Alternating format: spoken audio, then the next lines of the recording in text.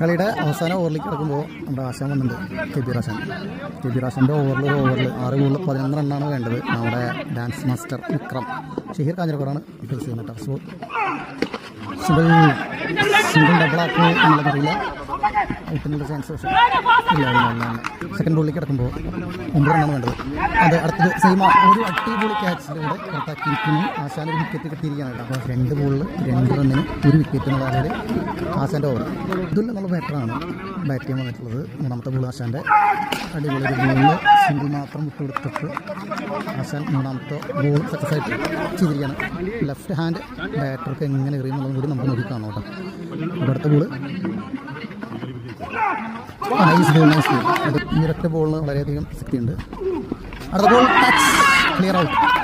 ഒരു ബോളിൽ നിന്നും 8 റൺ.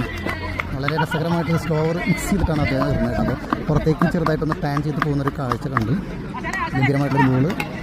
ഒരു ഓവറിൽ ഇനി എക്സ്ട്രാ ഇല്ലാതെ കഴിഞ്ഞാൽ അദ്ദേഹത്തിൻ്റെ ടീമിനെ വിജയത്തിലേക്ക് എത്തിക്കുന്ന ഒരു സാഹചര്യം ഉണ്ട്. ടീം ഓണർ ഷാഹിദാണ് എത്തിയിട്ടുള്ളത്. ബാക്കിയുള്ള ടീംമേറ്റ്സിൻ്റെ ഒരു പ്രകടനത്തിനല്ലാത്ത അദ്ദേഹം ലാസ്റ്റ് വീട്ടിലാക്കുന്ന ഒരു ഓവർ വളരെ രസകരമായി ആശാൻ കംപ്ലീറ്റ് ചെയ്തു. സക്സസ്ഫുൾ ഒരു ഓവർ 36 ചേസ് 6 ഓവറിൽ ചേസ് ചെയ്യാൻ പറ്റുന്ന ഒരു ടീം ബാറ്റിംഗ് ലൈനൊക്കെ ഉണ്ടായിരുന്നിട്ട് കൂടിയിട്ട് ആശാൻ്റെ ഒരു ഗംഭീരമായിട്ടുള്ള ബോളിങ്ങിലൂടെ തിരിച്ചു പിടിച്ചിരിക്കുന്നത്.